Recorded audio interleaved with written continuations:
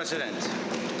And Madam President, thank you for this opportunity in recognizing me to join in this debate to contribute to the appropriation bill for fiscal 2023.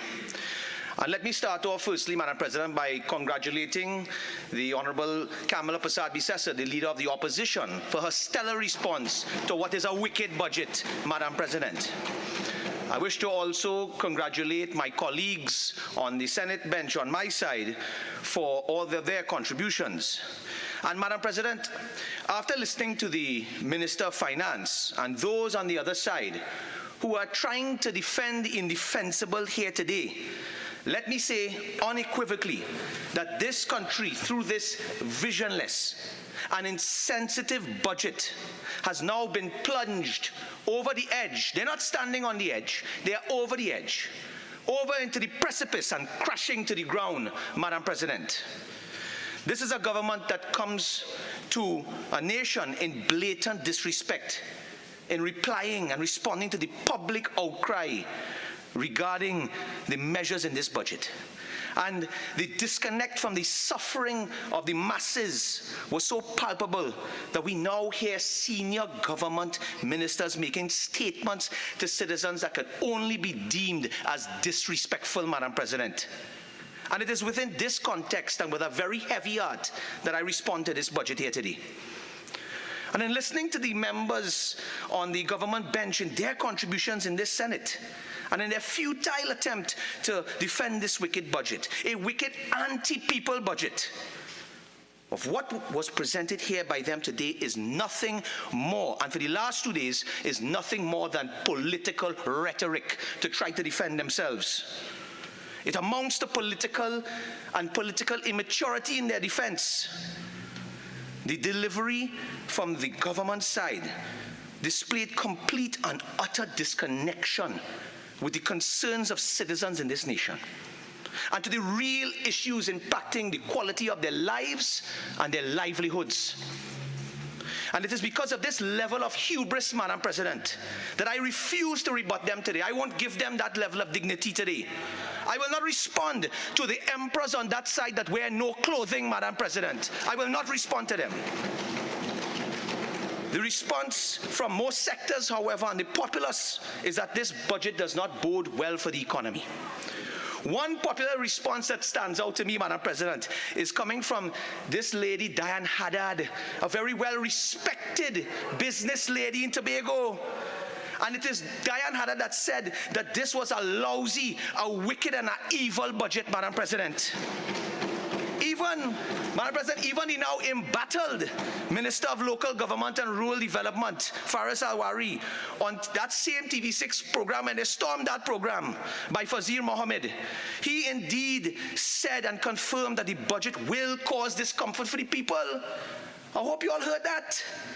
Madam President, and in addition, I wish to quote from a Curtis Williams article in the Guardian newspaper of Thursday, the 6th of October, 2022.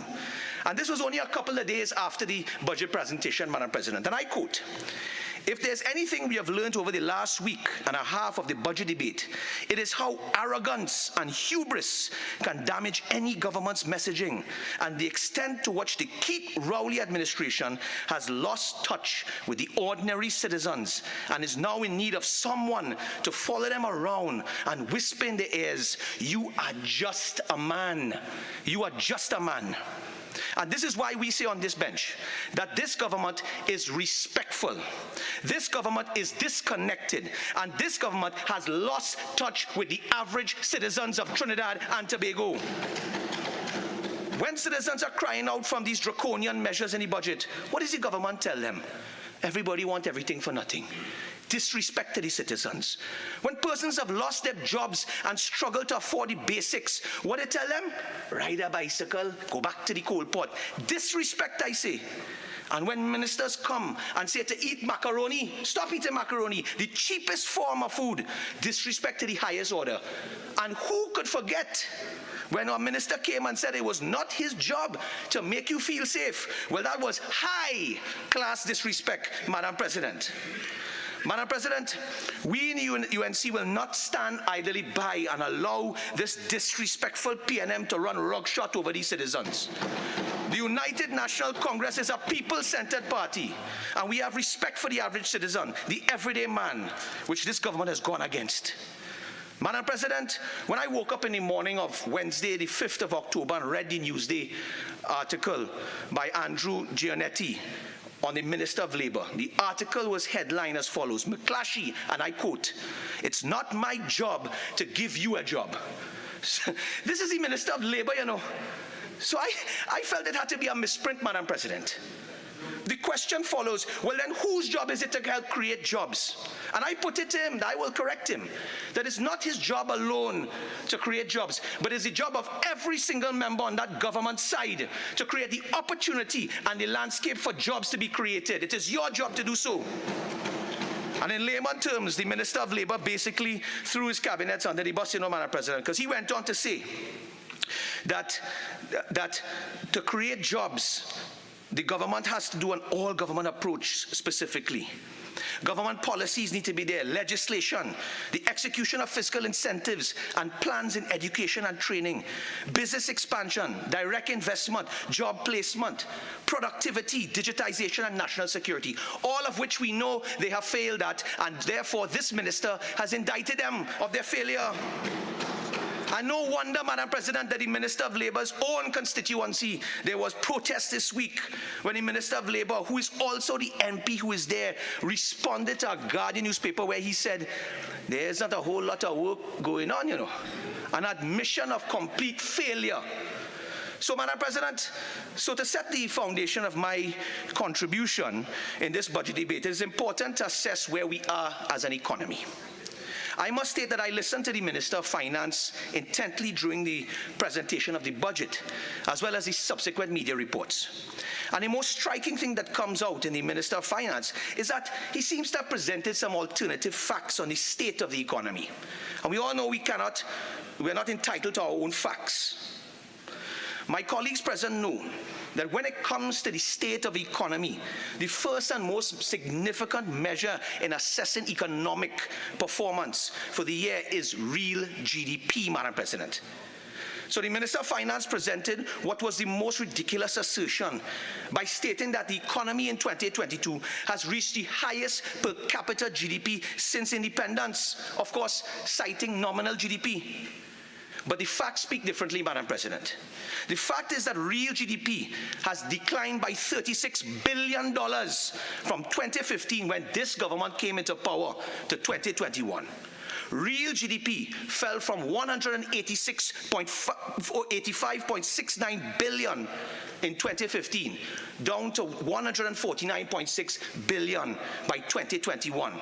And this, Madam President, is according to the Central Statistics Office. Right? So far from being the highest GDP since independence, it is the worst GDP of the last 12 years. In fact, Madam President, according to data from the IMF, when it concerns economic growth, Trinidad and Tobago's economy was such that it was the 9th worst in the world from the period between 2016 to 2021. So let me submit that there's no economist in mankind who will support the minister's outlandish claims about growth using nominal GDP. Madam President, on the question of fiscal deficits, the Minister of Finance made the claim that the government has stabilized the fiscal balance. However, Madam President, this statement cannot be any further from the truth. The reality is that the extra revenue this fiscal came by virtue of a war in Ukraine. I must thank Putin for that.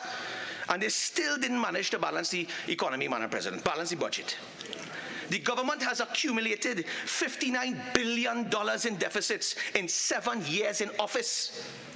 And this equates, Madam President, to an average of about $8.5 billion per annum in deficits. A very stark contrast from when the United National Congress was in power, where we had an average of $3 billion budget deficit.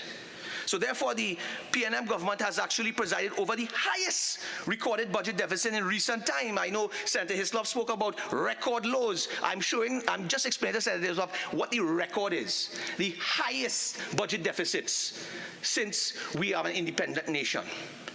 So there's no position to make the claim that they have stabilized the fiscal balance. And of course, Madam President, fiscal deficits fueled continue to be fueled by significant borrowing. Massive borrowing carrying our debt to levels up to 127 billion, an increase of 45 billion in just 6 years between 2015 to 2021. And these are just a few of the inaccuracies. But if we are to believe the Minister of Finance that all is well in this economy, then we should not be surprised today, or we should actually be surprised today, when we see draconian taxes, the removal of fuel subsidies. They even pressure the old people, the elderly. They have to pay now to go in between Tobago and Trinidad, St. Islop. And of course, the punitive fiscal measures contained in this red book of fairy tales that I've been reading from.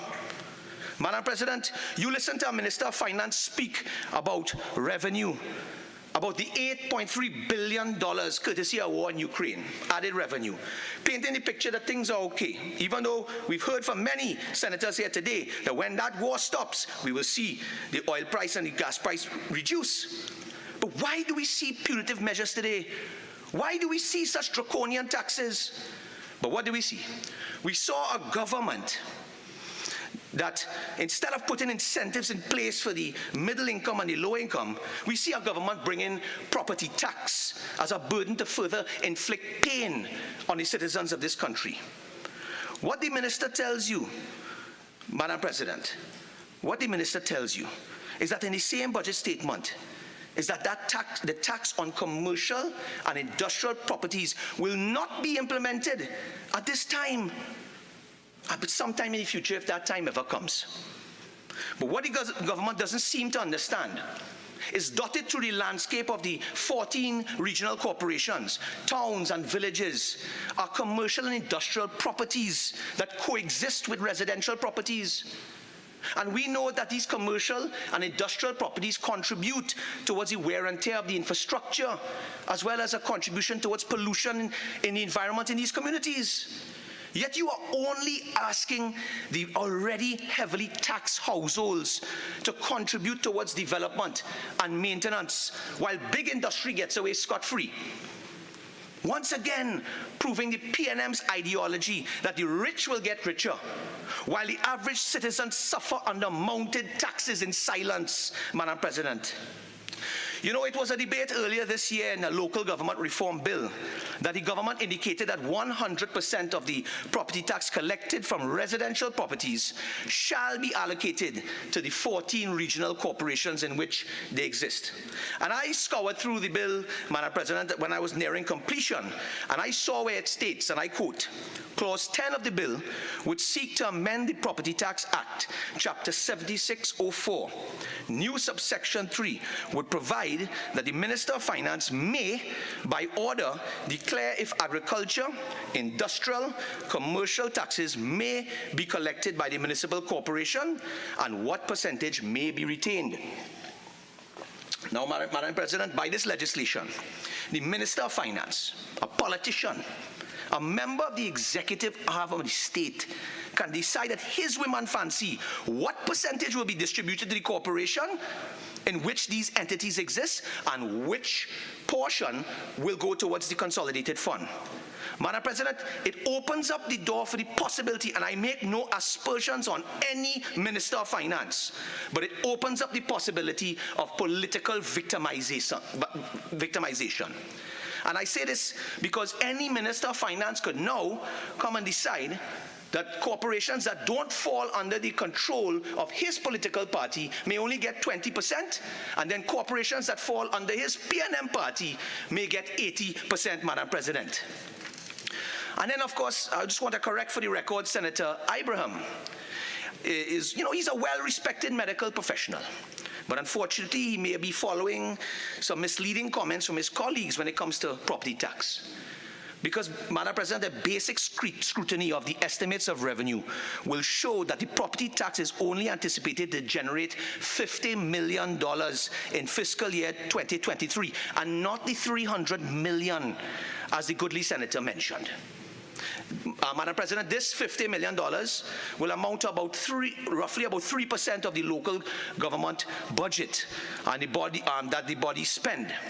Therefore, 3% cannot be sufficient to account to really be supporting local government bodies. Yet this 3% will bring pain and hardship to the households that are being called to pay on it now, Madam President. And this is why we say, when a Kamala Persad-Bissessar and the United National Congress takes back the reins of power, it is in a not too distant future, we will be removing that dreaded property tax. Madam President, I would now like to take the opportunity to move on my focus to trade and industry development. Madam President, in listening to the Minister of Trade, again attempting to defend the indefensible, I noted one of the things that she said in another place while I was looking at her on television with regards to the government. And she stated, and I quote, "We will work with the stakeholders to create an enabling environment." The minister went further to state, "We will continue to implement and to advance our trade policies and the nation's national development strategy at full pace, and the success of these initiatives and programs implemented by the government overall is demonstrated in the positive performance on the non-energy side and in particular of the economy." Madam President, honestly, I respect the minister, but this has to be a joke. This claim by the minister is laughable, especially when you look to the Guardian newspaper article of the 28th of September 2022, which was headlined, and I quote, "AmCham TNT disappointed by lack of broad transformative initiatives in the budget." So I ask, what trade policies, exactly what trade policies and what national development strategy is the minister speaking about? Because it most certainly cannot be the policy on the ease of doing business. It definitely cannot be the timely repayment of VAT refunds. And I think the majority of businesses in this country, with the exception of a chosen few, would agree that it is now impossible and is now difficult with this unequitable supply of foreign exchange across the business sector in general and SMEs in particular. And I will go further in detail later, Madam President. But the Minister of Trade is not the Minister of Manufacturing alone. Let me repeat, the Minister of Trade is not the Minister of Manufacturing alone. Therefore, let us look at the performance in other key non-energy sectors from 2015 to date. So in terms of real GDP as reported by Appendix 1 of the Review of the Economy of the Ministry of Finance, mining and quarrying, a major sector, declined by $10.76 billion from 2015 to 2020, and a decline of $6.6 billion pre-pandemic from 2015 to 2019. Construction, another key sector that drives this economy, fell by $3.3 billion over 7 years from 2015 to 2020. And even pre-pandemic, it was down by $1.5 billion. Financial and insurance services, another major economic sector, fell by $1.63 billion over that period. And that is just to name a few. But as the Minister of Trade and Industry likes to zero in in manufacturing, let us focus on this sector now. The Minister of Trade and Industry makes an idle boast on a supposed increase in manufacturing. The Minister of Finance, in the budget presentation, chose to cherry pick certain industries that showed growth over the last year in terms of manufacturing. But let us talk about the overall manufacturing sector decline here, Madam President. Here are the facts. In 2015, manufacturing GDP at constant 2012 prices stood at $30.9 billion and fell to $28.1 billion by 2022. Even before the pandemic, it had fallen to $29.4 billion. This means that manufacturing GDP fell by 9% over the 7-year period, a total of $2.8 billion in decline. The sector has not grown, Madam President, it has shrunk. What the minister, but no amount of cherry picking or data will fix this. But what the Minister of Finance also didn't tell you is that the sectors that they cherry picked didn't grow as a result of any gifts or policies emanating out of this government. Rather, the growth came as a result of the private sector investment. Because, Madam President, it is from the hard-working business persons in this country who continue to fight to grow business in a less than desirable conditions, Madam President. And it is obvious that we don't need an expert to tell us that obviously coming out of a pandemic, when the world was shut down, I mean, they like to blame the fall or the decline in the years on the pandemic, but want to take praise for growing manufacturing. But obviously, if everything was shut down and you reopen after a pandemic as the world has, you will see manufacturing increase. You will see exports increase. But the selected areas he cherry-picked grew on the backs of the private sector. And the government must thank God that we have a resilient private sector in this country today. Because the private sector and their appetite to take risks is the only thing that is keeping this government and this economy from complete collapse. The point is, should the private sector be operating under more favorable conditions, the government would not have to come here today to cherry-pick. They would not be reporting a 9% decline in manufacturing over the 7 years of their administration. Rather, they would be able to report an overall manufacturing sector growth. So what are these unfavorable conditions I'm talking about, Madam President? Conditions that not only the United National Congress, but many in the private sector are speaking about today. They're the ease of doing business, timely repayment of VAT refunds, and access to US dollars. Madam President, in terms of the ease of doing business, it has continued to worsen under this PNM administration. On last check from the World Bank, we were rated at 105 in the world, down in 2020, down from 79th in the world in 2015 when the People's Partnership demitted office. Everything, almost everything under the ease of doing business has declined. Starting a business steeped in bureaucracy, getting electricity long-winded, paying taxes, pressure, resolving insolvency, pressure, getting credit a nightmare, and dealing with construction permits a headache. Oh God, and trading across borders, pull your hair out as a businessman, Madam President. And so we don't need the World Bank rankings to know the problems that are facing the domestic business environment. We continue to hear their cries from the business people. Businesses and many of the different chambers, many of whom we consulted with prior to this budget and earlier in the year. So when we read the comments coming from the Trinidad and Tobago Chamber of Commerce, when we consulted with the Cuba Chamber, the Arima Chamber, the Chaguanas Chamber, and most recently the American Chamber of Commerce, they all agreed that the worsening of the ease of doing business was a major barrier to success.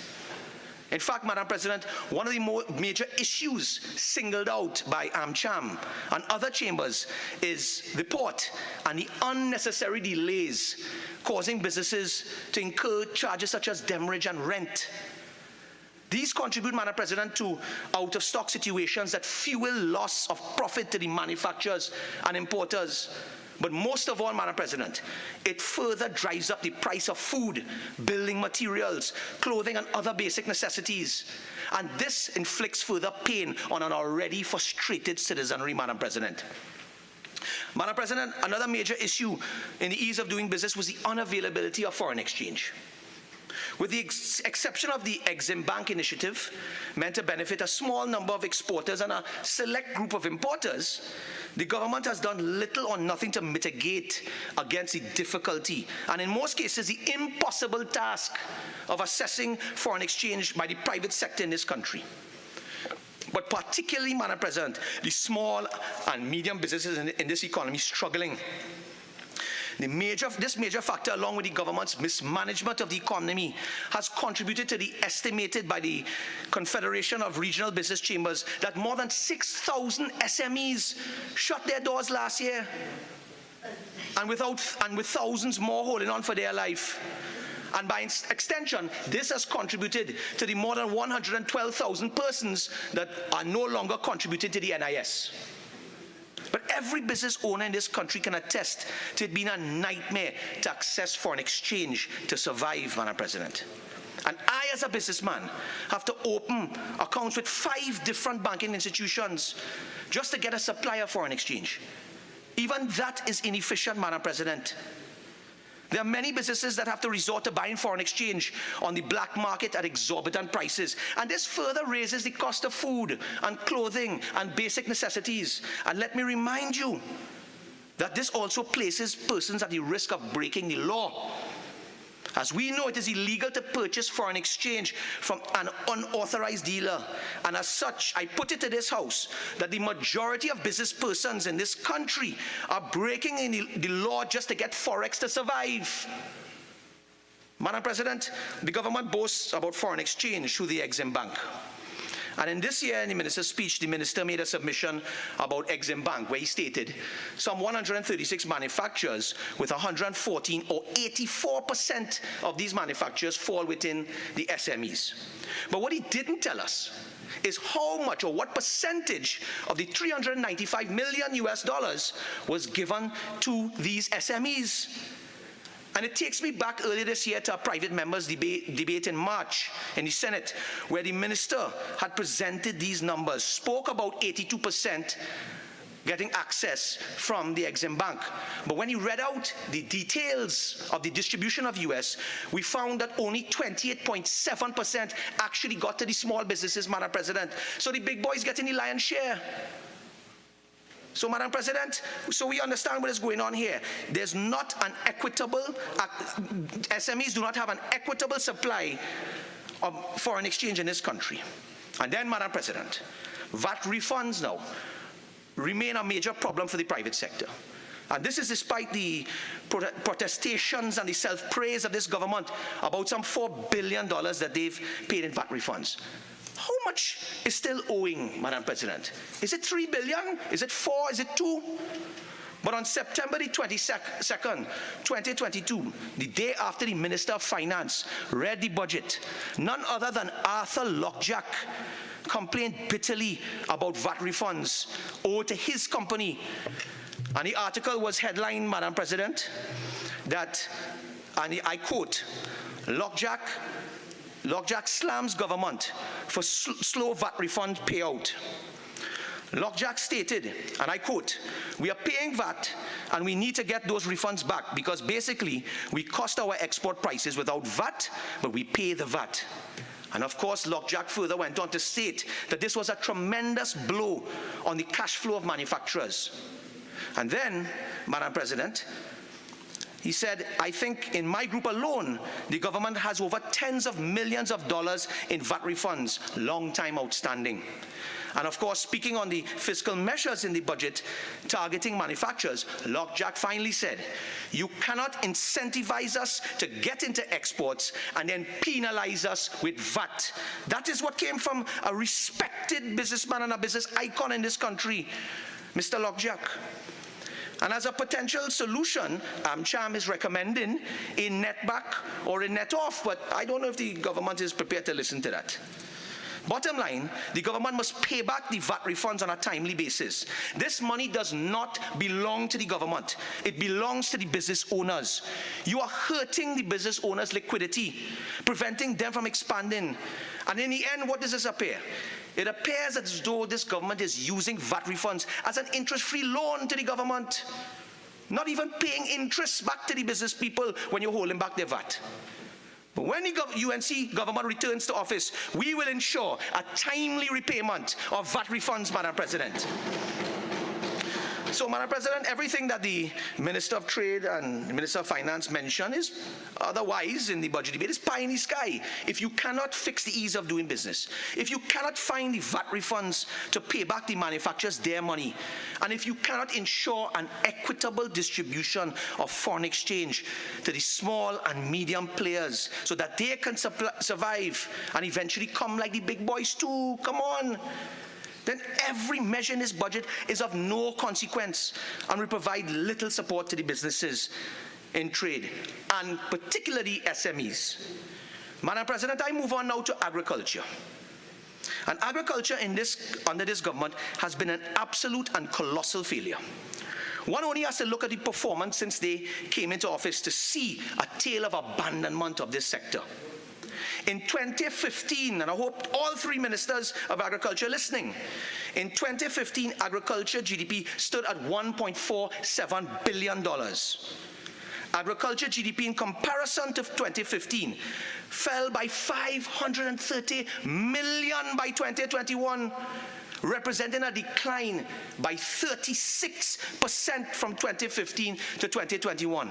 So, Madam President, this government has presided over a perennial recession in the agricultural sector. But despite the abysmal record in agricultural sector GDP under this government, they have taken no opportunity to make any meaningful change. Unless, of course, hiring a third Minister of Agriculture is their bombshell strategy.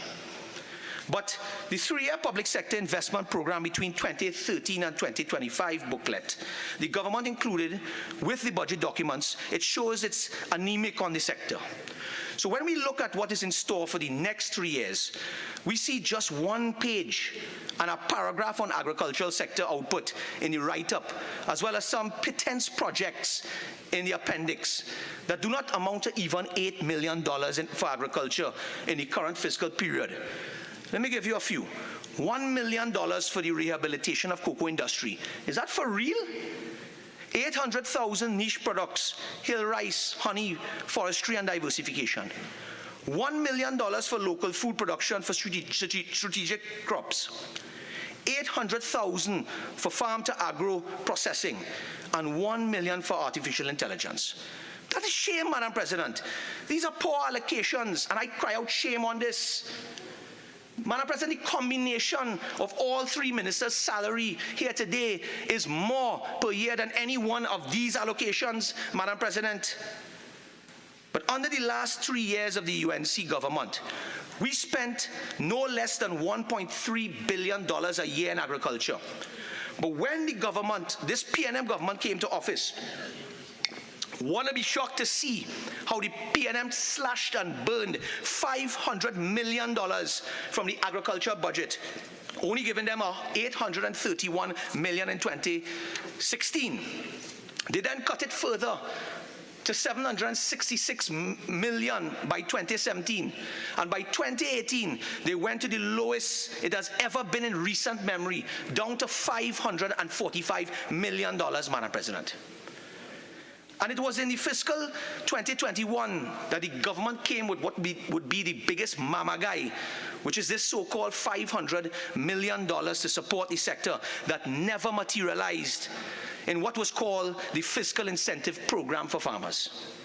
This is where the government boasted that they would be taking agriculture expenditure up to $1.198 billion in fiscal 2021. And what followed by $1.2 billion. 51(1), E, F, and G, respectively.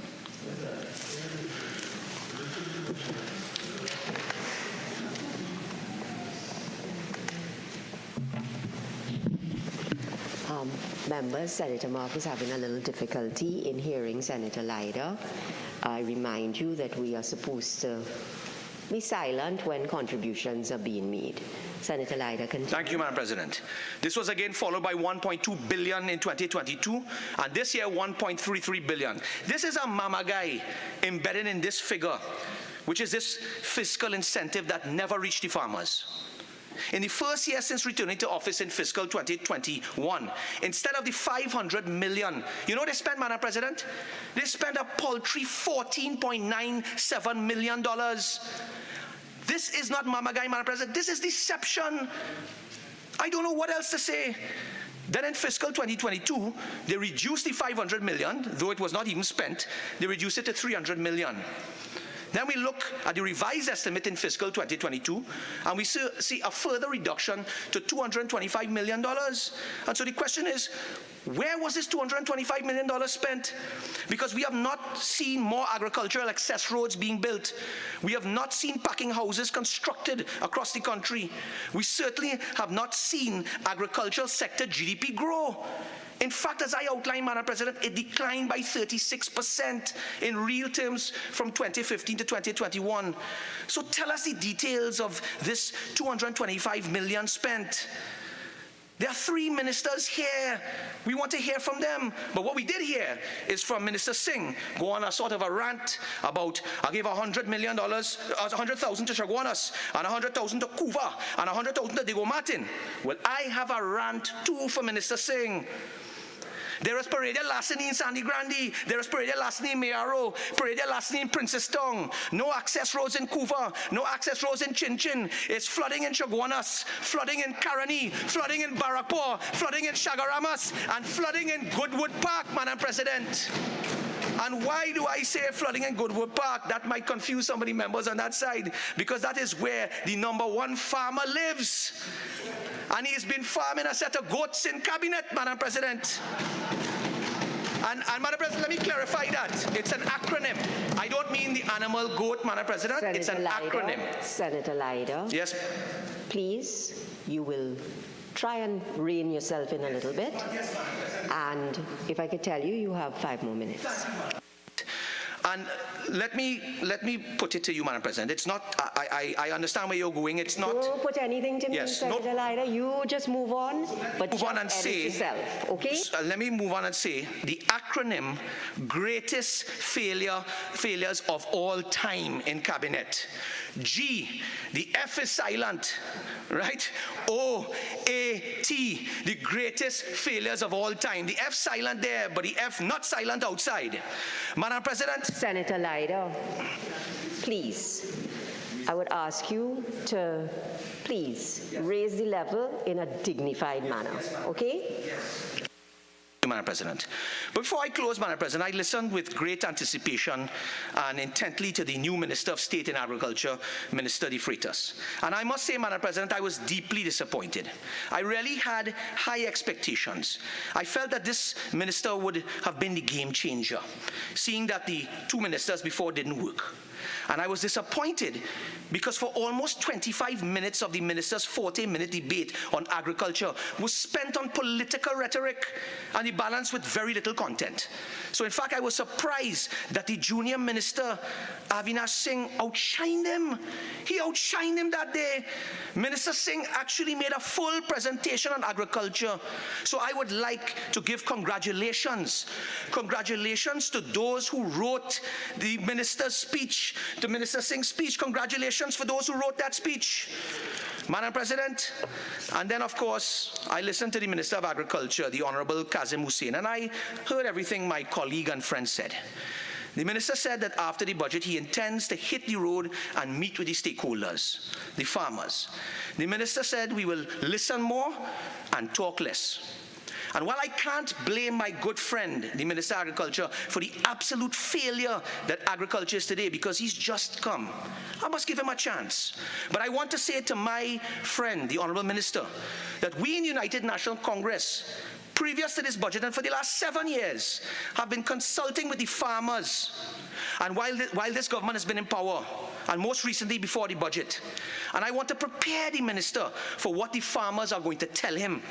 Because when the expo that this government spent millions of dollars on, when the lights go off in the expo, when the pomp and pageantry is over, and when the foreigners and the big shots leave the country, and when the agro processors who are on display had to continue importing the raw materials, the farmers will still be complaining about access roads, paredia larceny, lack of fertilizers, flooding, no technical veterinarian support, and land tenure needed to secure loans for development. That is what the minister will be hearing when he goes out there. And I am happy that this minister is prepared to listen to them, because it is painfully and woefully obvious that the past minister did not, Madam President. Madam President, I have a lot to say on paredia larceny, but the time is not permitting me to do so. Except to say, Madam President, that just last month, the paredia larceny squad issued a public statement calling for, among other things, the regularization of their tenure, as many of them are on short-term contracts. Many of them can't take sick leave, and I'm calling on the Minister of Agriculture to rectify these issues. You're talking about expanding paredia larceny unit and the investment in it, but deal with the paredia larceny officers that you have now. Give them security of tenure, Madam President. The minister has told me they're going to the CPO. They intend to go to the CPO. I take him on his word, and let's see what happens, Madam President. So, Madam President, as I close, My time will not permit me to talk about tourism. Maybe Senator Roberts will talk about that. But this sector is also suffering from a lack of consultation and neglect. And the only bright spot, Madam President, is that Tobago and Tourism in Tobago, which is under new management by the PDP, Madam President. So, Madam President, unfortunately, what we see is a financial package that falls woefully short when it comes to signal to the private sector where to invest. We do not see where this government is diversifying the economy. And so, therefore, in the words of Diane Haddad, this is a lousy, a wicked, and an evil budget. And that is why I cannot, I shall not, and I will not support this budget, Madam President. And I thank you.